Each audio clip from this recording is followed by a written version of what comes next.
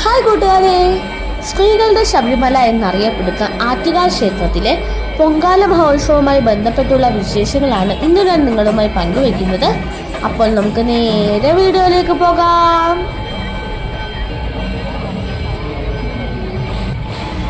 ലോക പ്രശസ്തമായ ആറ്റുകാൽ പൊങ്കാല നടക്കുന്ന ആറ്റുകാൽ ക്ഷേത്രത്തിന് മുൻപിലാണ് ഞാനിപ്പോൾ നിൽക്കുന്നത്. ഇവിടെ വളരെ വലിയൊരു ഭക്തജന തിരക്കാണ് നമുക്ക് അനുഭവപ്പെടുന്നത്. അപ്പോൾ 2025 ആറ്റുകാൽ പൊങ്കാല വിശേഷങ്ങളിലേക്ക് എല്ലാവർക്കും സ്വാഗതം.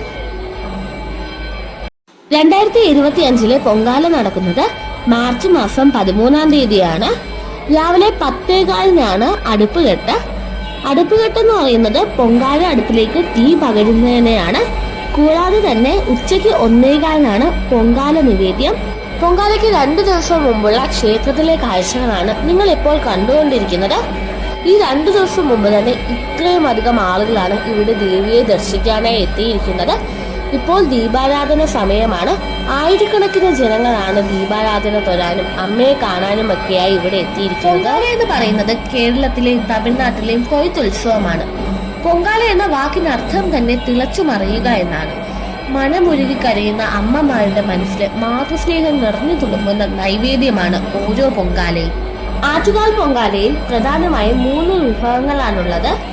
പായസം, മണ്ടപ്പുറ്റ്, തെരളിയപ്പം എന്നിവയാണ് അതൊക്കെ.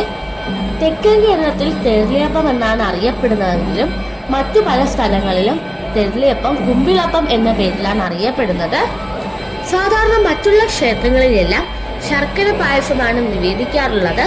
എന്നാൽ ആറ്റുകാലിൽ മണ്ടപ്പുറ്റ് നിവേദിക്കാറുണ്ട്. മാറാരോഗങ്ങൾ മാറുവാനും ആയുരാരോഗ്യ സൗഖ്യത്തിനും വേണ്ടിയാണ് മണ്ടപ്പുറ്റ് നിവേദിക്കുന്നത്. രോഗബാധിതനായ വ്യക്തിയുടെ ശിരസിന്റെ ആകൃതിയിലോ അല്ലെങ്കിൽ അവയവത്തിന്റെ ആകൃതിയിലോ ചേരുവകൾ കുഴച്ചാണ് മണ്ടപ്പുറ്റ് ഉണ്ടാക്കുന്നത്. അരിയും ശർക്കരയും പഴവും ഉപയോഗിച്ചാണ് മണ്ടപ്പുറ്റ് തയ്യാറാക്കുന്നത്.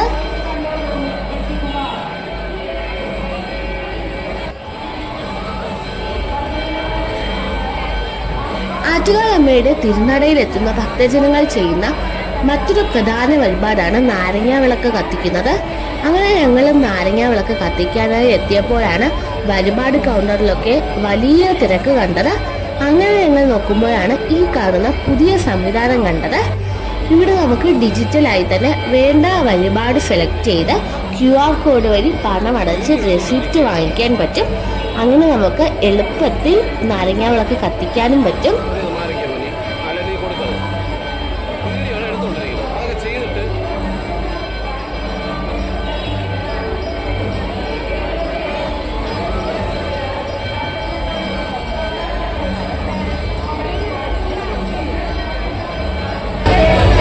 നാരങ്ങ വിളക്കിനുള്ള റെസിപ്റ്റാണ് ഞാൻ വാങ്ങിച്ചിരിക്കുന്നത്.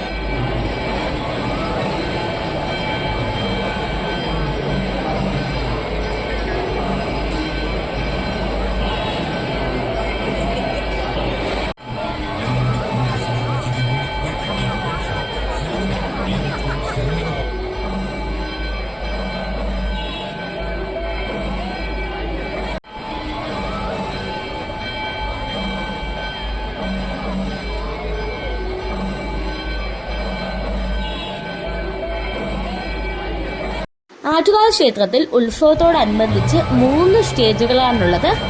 അംബ, അംബിക, അംബാലിക എന്നീ സ്റ്റേജുകളാണത്. ഇവിടെ എല്ലാ ദിവസവും വിവിധ തരത്തിലുള്ള കലാപരിപാടികളാണ് അരങ്ങേറുന്നത്.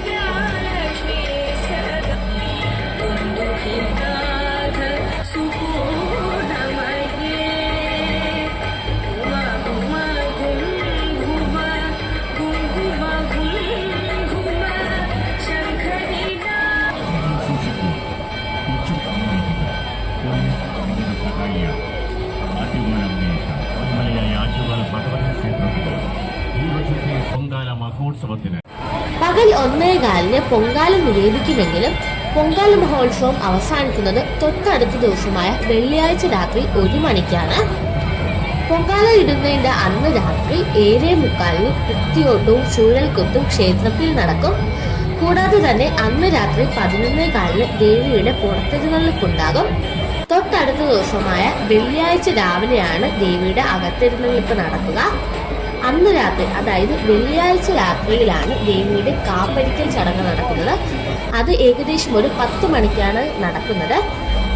കാപ്പരിക്കൽ ചടങ്ങ് കഴിഞ്ഞാൽ രാത്രി 1 മണിക്ക് കുരുതി തർപ്പണമുണ്ട്. കുരുതി തർപ്പണത്തോടെയാണ് പൊങ്കാല മഹോത്സവം അവസാനിക്കുന്നത്. ഇത് കണ്ടില്ലേ, പൊങ്കാലയ്ക്ക് ദിവസങ്ങൾക്ക് മുമ്പ് തന്നെ ഭക്തജനങ്ങൾ അമ്മയുടെ നടയ്ക്ക് മുൻപിൽ പൊങ്കാല ഇടാൻ സ്ഥാനം പിടിച്ചു കഴിഞ്ഞു. അമ്മയുടെ നടയിൽ പൊങ്കാല ഇടണമെന്ന് ആഗ്രഹമുള്ളവരാണ് ഇങ്ങനെ പൊങ്കാല നടക്കുന്നതിന് ദിവസങ്ങൾക്ക് മുമ്പ് തന്നെ ഇവിടെ അടുപ്പ് വെച്ച് സ്ഥാനം പിടിക്കുന്നത്. അവർക്ക് മാത്രമാണ് അമ്മയുടെ നടയിൽ പൊങ്കാല ഇടാൻ ഭാഗ്യം കിട്ടുന്നത്. ഈ ഒരു പതിവ് പൊങ്കാല അടുക്കുമ്പോൾ എല്ലാ വർഷവും ഉണ്ടാകുന്നതാണ്. പൊങ്കാല ദിവസം അമ്പലത്തിൽ നിന്നും 10 കിലോമീറ്റർ ചുറ്റളവിലുള്ള സ്ഥലങ്ങളിൽ ലക്ഷക്കണക്കിന് ഭക്തജനങ്ങളാണ് അമ്മയ്ക്ക് വേണ്ടി പൊങ്കാലയർപ്പിക്കുന്നത്. 2009 നടന്ന ആറ്റുകാൽ പൊങ്കാലയിൽ 25 ലക്ഷം ഭക്തജനങ്ങളാണ് പൊങ്കാല അർപ്പിക്കാനായി ക്ഷേത്രത്തിലേക്ക് എത്തിയത്. അതുകൊണ്ട് തന്നെ ആറ്റുകാൽ പൊങ്കാല ഗിന്നസ് റെക്കോർഡിലും ഒരിടം നേടിയിട്ടുണ്ട്.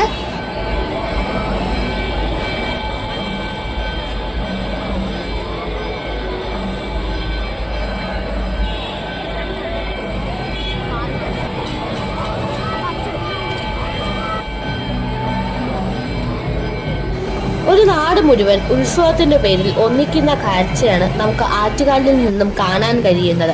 ജാതിമത ഭേദമന്യേ എല്ലാ ജനങ്ങളും ഒരുപോലെ സഹകരിച്ചാണ് ആറ്റുകാൽ പൊങ്കാല ഇത്രയും വലിയ വിജയത്തിലേക്ക് എത്തിക്കുന്നത്. പൊങ്കാല ദിവസമാകുമ്പോൾ ഈ നാട്ടിലുള്ള എല്ലാ ജനങ്ങളും അവരവരുടെ വീട്ടുമുറ്റത്ത് മറ്റുള്ളവർക്ക് കൂടി പൊങ്കാല ഇടാനുള്ള സൗകര്യം ഉണ്ടാക്കി കൊടുക്കും. നിരത്തുകളിൽ മാത്രമല്ല, മറ്റുള്ളവരുടെ വീട്ടുമുറ്റത്തും പറമ്പുകളിലുമൊക്കെയായി പൊങ്കാല കലങ്ങൾ നിറയും. പൊങ്കാല മഹോത്സവത്തോടനുബന്ധിച്ച് വളരെ വിപുലമായ ഒരുക്കങ്ങളാണ് സർക്കാരും നഗരസഭയും ചേർന്ന് ഒരുക്കിയിരിക്കുന്നത്. ക്ഷേത്രത്തിലേക്ക് പോകുന്ന വഴിയരികിലൊന്നും നമുക്ക് വാഹനങ്ങൾ പാർക്ക് ചെയ്യാനുള്ള അനുവാദമില്ല. വാഹനങ്ങൾ പാർക്ക് ചെയ്യുന്നതിനായി പ്രത്യേകം സ്ഥലങ്ങളൊക്കെ സജ്ജീകരിച്ചിട്ടുണ്ട്. അതുകൊണ്ട് തന്നെ ഇവിടെ വരുന്ന ഭക്തജനങ്ങൾക്ക് ക്ഷേത്രത്തിന് തൊട്ടടുത്ത് വരെ വാഹനത്തിൽ എത്തിച്ചേരാൻ കഴിയും. പൊങ്കാല മഹോത്സവം അടുത്തു വരുമ്പോൾ നമുക്ക് കാണാൻ കഴിയുന്ന ഒരു കാഴ്ചയാണ് വഴിയരികിൽ മുഴുവൻ പൊങ്കാല കലങ്ങളും പൊങ്കാലയ്ക്ക് ആവശ്യമായ ചുടുകല്ലും കൊണ്ട് നിറയുന്നത്. ഞാനിപ്പോൾ നിൽക്കുന്നത് കിഴക്കേക്കോട്ട ഭാഗത്താണ്. ഇവിടെയുള്ള നടപ്പാത മുഴുവൻ പൊങ്കാല കലങ്ങൾ കൊണ്ട് നിറഞ്ഞിരിക്കുകയാണ്.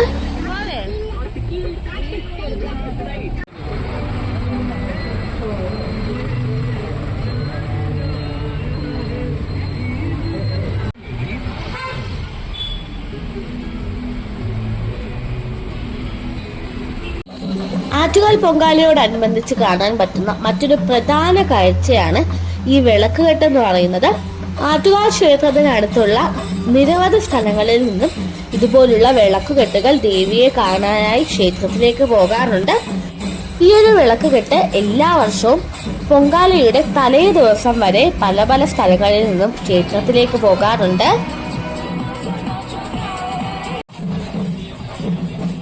നിരവധി വാദ്യമേളങ്ങളുടെ അകമ്പടിയോടെയാണ് വിളക്കുകെട്ട് ഘോഷയാത്ര അമ്പലനടയിലേക്ക് പോകുന്നത്.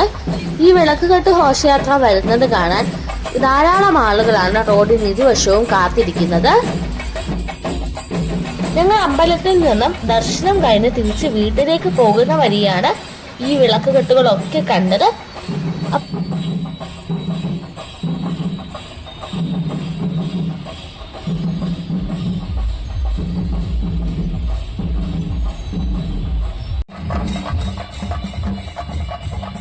ഇതുപോലുള്ള വിശേഷങ്ങളുമായി നമുക്ക് അടുത്ത വീഡിയോയിൽ കാണാം. Bye bye.